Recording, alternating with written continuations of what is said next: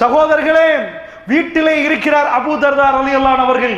600 பேரீச்ச மரத்தோடு பெரிய ஒரு தோட்டத்துக்கு சொந்தக்காரர் அபூ தர்தா. அவர் வருகிறார். சில பேர் கேட்கிறார்கள், காபிர்கள் நடு வீதியிலே சந்திச்சு, என்னப்பா உங்க ரப்பு பிச்சைக்காரனாமே, கடன் கேட்கிறானாமே. இதான் முஹம்மது சொல்லுகிறார் ஸல்லல்லாஹு அலைஹி வஸல்லம். இதான் சொல்லுகிறார். ஓடுகிறார் ரசூலுல்லாஹ்வை சந்திப்பதற்கு. யா ரசூலல்லாஹ், அல்லாஹ் கடன் கேட்கிறானாம், இப்படி எல்லாம் சொல்லுகிறார்களே, நிஜமா யா ரசூலல்லாஹ்? அல்லாஹ்வுடைய தூதர் சொன்னார்கள், சஹீஹுல் புகாரில் வருகிறது, ஆமாம் அபூ தர்தா, அல்லாஹ் இப்படி ஒரு வகையை அறிவித்திருக்கிறான். அல்லாஹ்வுடைய தூதருக்கு அவர் சொல்லிக் கொடுக்கிற அபூ தர்தா, யா ரசூலல்லாஹ், இது அல்லாஹ்வுக்கு கேட்ட கடன் அல்ல யா ரசூலல்லாஹ், ஏழை எளியவர்களுக்கு கொடுக்க சொன்னதுதானே.